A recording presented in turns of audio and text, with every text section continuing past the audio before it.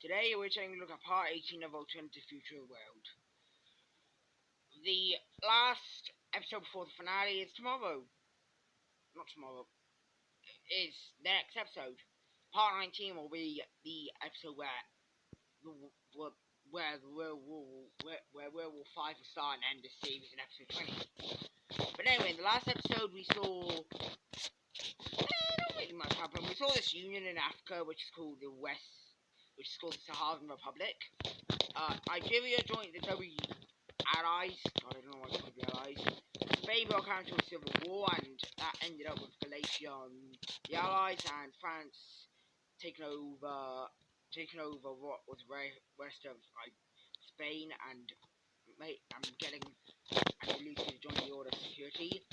And then we had Canada joining the Allies, and Mexico joining the Order of Security, and the USA collapsed. It was split up into West America, East America, Texas, Alabama, whatever this blob is, I don't know what to call it, New England, Florida, California, and Cascadia.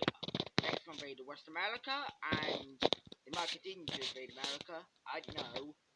But we're going to begin with Romania, as they're going to continue their expansion.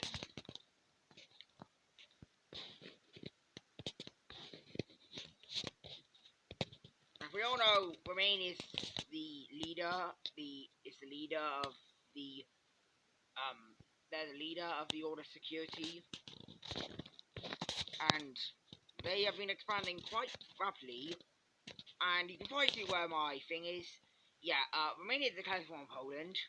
They only border two neutral countries. Every other country is either their ally or in another alliance. And they're doing this as they're invading Poland now to hopefully, well, they want to get access to Czechia to invade them. They realise that would be discussing border on that. Totally isn't me just saying that because I don't want to have to see that. But Slovakia joins the war as well to help Romania and also get land.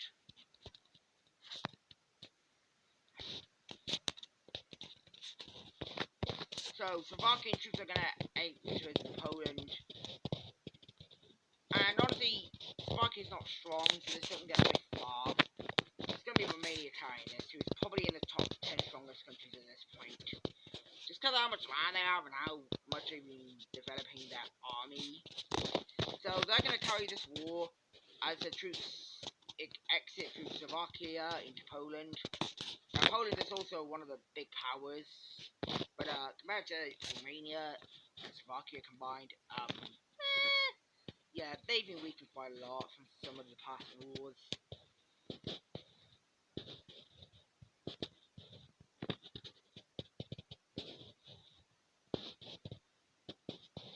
We have a spearhead emerging that goes up towards Warsaw, which is actually stopped before they can capture Warsaw, and the Polish side will push back.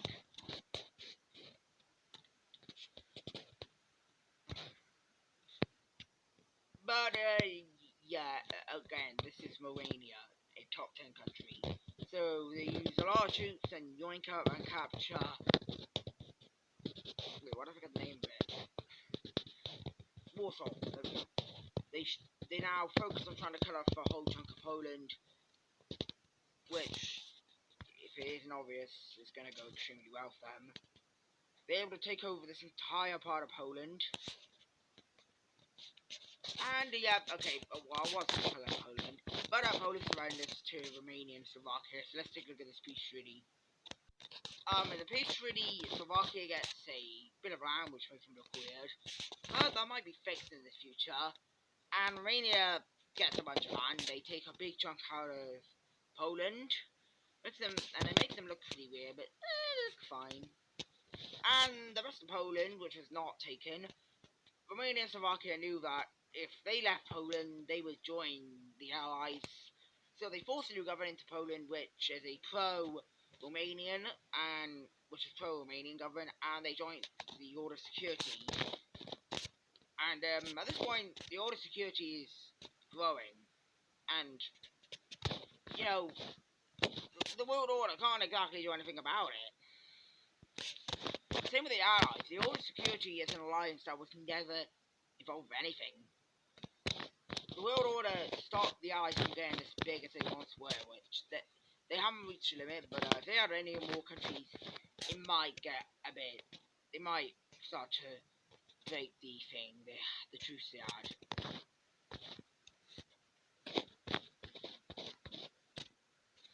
But this, it can't exactly do anything about this.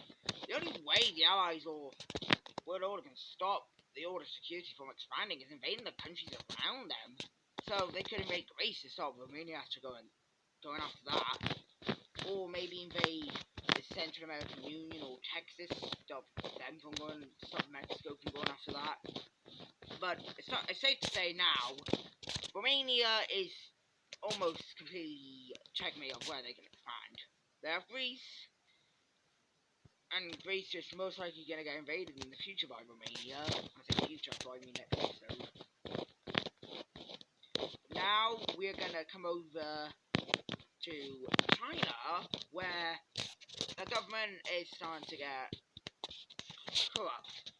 After the war where they got nuked, in the Civil War they got nuked and they were destroyed, and at this point they're nowhere near as strong as they used to be.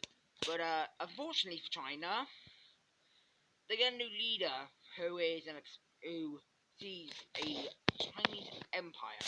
Now, he doesn't actually see a Chinese empire, he just wants to expand China. All he wants to do is reclaim land that China used to own. He's such a very nice guy, he just wants to reclaim Chinese land. And oh, what better to do than invade Tibet? Poor Tibet never got a break in this series, and honestly, they never will. Tibet is just a mountain, and honestly, yeah, it's just kind of unfortunate. So China took over on Tibet, and I mean, it's so far in the future. I'm pretty sure there'll be troops like trained to invade mountains. And well, nobody's gonna even do anything about this because they don't care about this. India might have something to say about this, but honestly, Tibet. So eventually, Tibet surrenders as well. China seems to be a part of the Himalayas, obviously, because even though troops can handle mountains, the Himalayas is still probably an issue. So Tibet surrenders. So let's take a look at this peace treaty. Just like that, Tibet is part of China. Now, if you remember, Tibet was going to become part of Xinjiang after the World Order Civil War. But Tibet really wanted to be freed, and honestly, Russia just said, go ahead, let them free Xinjiang. And remember what I just said, China wants to reclaim all lands that were owned by the Chinese Empire. Chinese Empire? But basically, they want to reclaim all the lands that was owned by China before they got obviously nuked and all that. So we'll get back to them in a minute, but we're gonna head over to Mexico, who is gonna continue to expand. They invaded West America, so where else is there to go? Well, California is basically not a good idea. So where else? Texas, obviously. It's obvious. Texas is a very valuable place, and Mexico has wants to get their claims back from the Mexican Empire. It's kind of similar to the guy in China, although this is a dictator instead of a guy who just wants to reclaim land.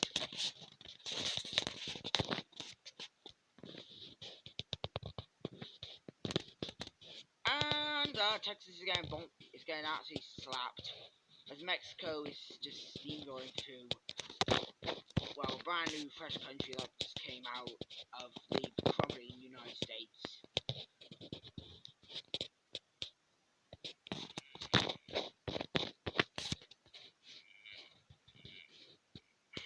So yeah, Texas is gonna put up a bit of a fight, but compared to the Mexican army, which is quite massive, at this point, all the equipment left there, they're not gonna have a chance.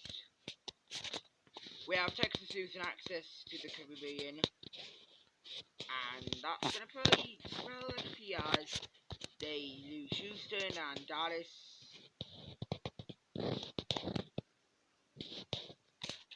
with that, Texas is just gonna surrender. Kind of way to see Texas surrender, I know, but if you think of it, Texas, they don't exactly have the army. Now they have a good army, but compared to California, maybe not. I don't know. Let's take a look at this piece. Mexico just really annexes Texas. What a surprise there. But it's starting to be realized that in the Americas, well, the US, the fragments of the USA that they might need to unite back into the USA. As if they don't, Mexico's going to take over basically all of this land. As all these countries Mexico can take over, and if that happens, then that's not good. The problem is the United States collapsed because there were so many different groups in it that want freedom. But there is two certain areas that do like the sound of this. West America, Cascadia, and California all realize that they are similar, and that uniting would actually be beneficial. Same with East America, whatever this thing is, Alabama, Florida, New England. I don't know about New England. But almost right away we have unification taking place. West America and Cascadia unite to form, well, West America. California's not joining yet because they are completely fine. Over here we have Alabama and East America uniting. And East America's probably gonna get big. It's probably gonna unite together before. Well, actually, no, they're not gonna unite together.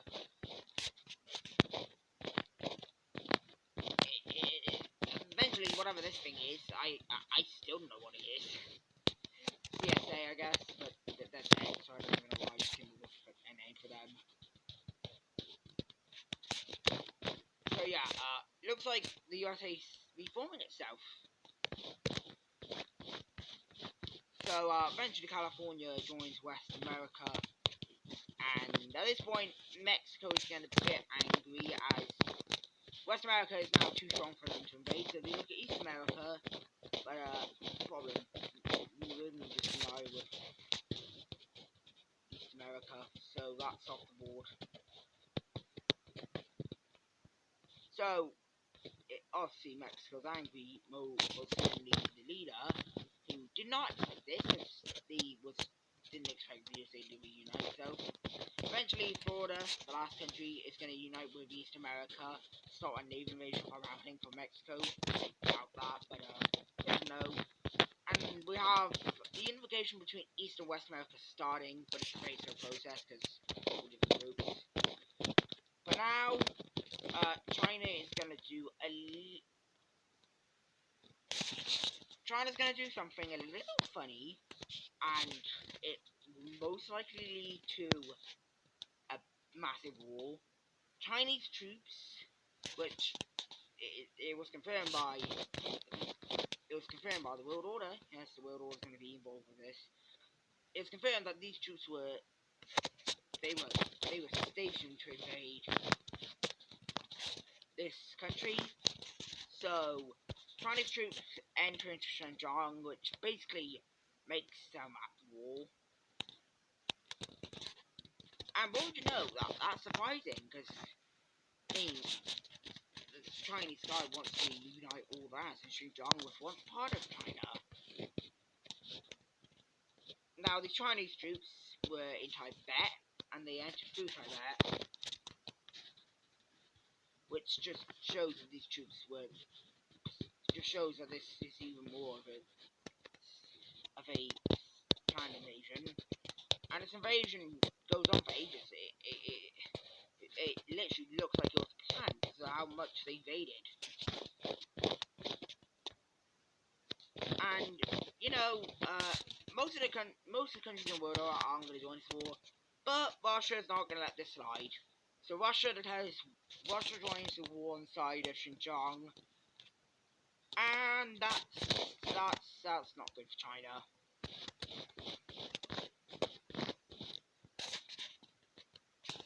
While this is happening, we also have China for some reason declaring war on Siam.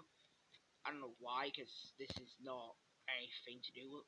I don't know why they come on Siam, because there's really no need for them to do it.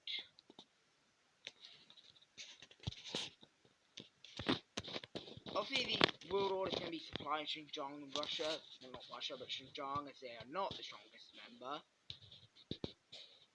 And this is going to go well. This invasion is going to go well for a while.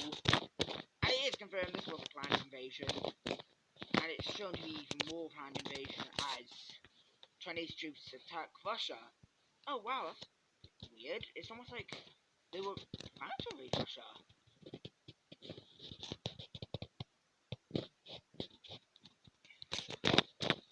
It's not going to take long for Russia to get mobilized, because they're ready for this. They're trying to make a big mistake here.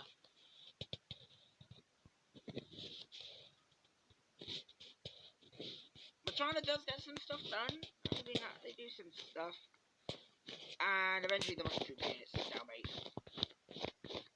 And the same goes to Xinjiang, and China realizes they've probably made a mistake. They get pushed out of Xinjiang, which means that's not good. You just got pushed out of Xinjiang. And the fronts in Russia they are able to hold on to until eventually they don't. The Russian troops just say hey. Russian troops just say hey, and Chinese troops just kind of disappear. Because Russia's extremely strong, even though they got a lot of support from China. So yeah, China's now it's now having a large Russian troops entering into their country. But good for them, because guess what they just did? Actually, let me just get a thumbnail.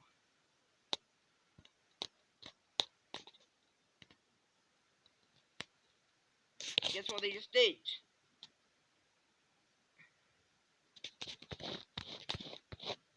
They were able to capitulate Siam. Good on you, China. You capitulate Siam. What an achievement.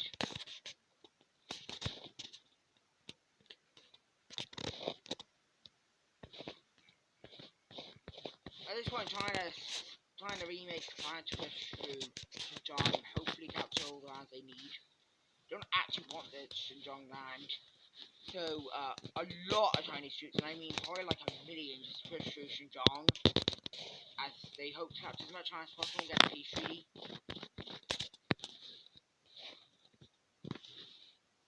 This offensive goes extremely well, as obviously the troops here were not expecting this.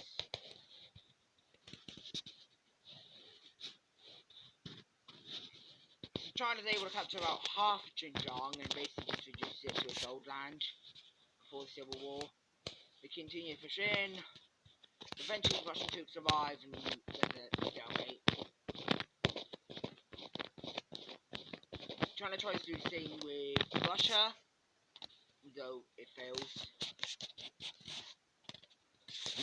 So they get pushed out, and at this point, it's a big stalemate. So, technically, Russia is winning because they are having a stalemate with China, but Xinjiang is on the point they're going to capitulate, and China's still managing to invade into Xinjiang very slowly. So eventually, after months and months pass, China barely does anything in Xinjiang. We have a peace treaty being signed between these four powers. Let's take a look at this peace treaty. So the peace treaty, China actually mainland. They took over half of Xinjiang, making Xinjiang a very weak country, and they annexed all Siam. Now, it's obvious. If it isn't obvious, the world is confused why China invaded Xinjiang. They said they were trying to unite. They said they were trying to unite all the old Chinese lands, but they just invaded Siam and annexed it. But Xinjiang now is very weak. They lost a good amount of land, so Xinjiang's going to make a pretty interesting choice here, and that is to unite with Russia. That's going to make the Russian Empire even bigger. It was already strong enough, but now it's getting even more land.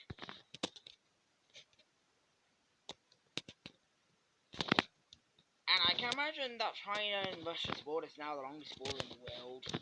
Maybe, yeah, it's the longest border in the world. Hey, remember what I was saying about West and East America uniting into the USA? Well, they just did it.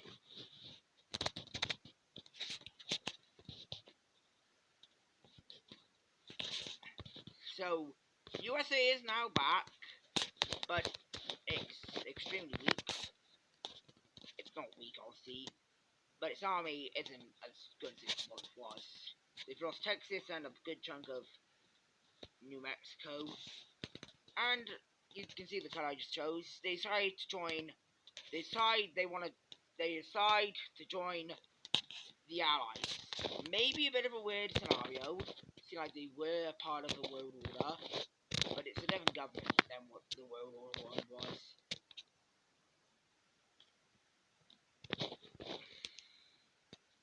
At this point, the World Order is now realizing that the Allies is growing quite big. And with the USA joining it, they decide to send a note saying, if you expand one more diddly darn time, we will have to invade you. And the Allies do not want that. They will get crushed. Well, obviously not crushed, but they're not strong enough. So they just send a note saying, okay, the Axis World Order. What is the Axis? Just because it looks like the Axis, just not obviously. But the World Order accepts this and decides that, okay, well, now that the Allies are not expanding anymore, let's just focus on trying to figure out what the hell to do about the order security. And also, if you realise, there's only five countries left in the world order. But if you do think of it, they are very powerful ones. Like Russia owns half of Asia at this point. And now we have something interesting happening. Another country is going to join the alliance. Few countries are going to join the alliance.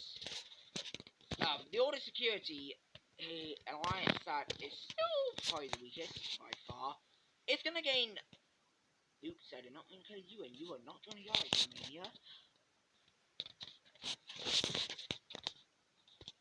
If you don't know, the Order Security is probably the weakest alliance, so they're about to get a humongous member. It is.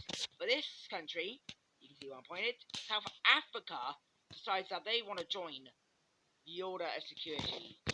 Now, that is a very powerful country they just got. South Africa is the largest country in Africa, probably in the top 3 largest countries in the world, and they are most likely in the top 10 or even top 6 strongest countries. Power rankings, I'm going to go from 1 to 10. The strongest country in the world is the Russian Empire. The second strongest is India. The third strongest. The third strongest is Brazil. Fourth strongest is most likely China. I know they got nukes, but China's still probably one of the strongest countries. Fifth strongest, it's gonna have to be the UK. I can't say anybody else. Sixth strongest, South Africa. Seventh strongest, Egypt. Eighth strongest, the USA.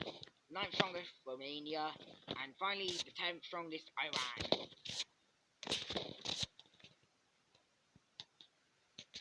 And the final thing for this video is Colombia and Ecuador uniting.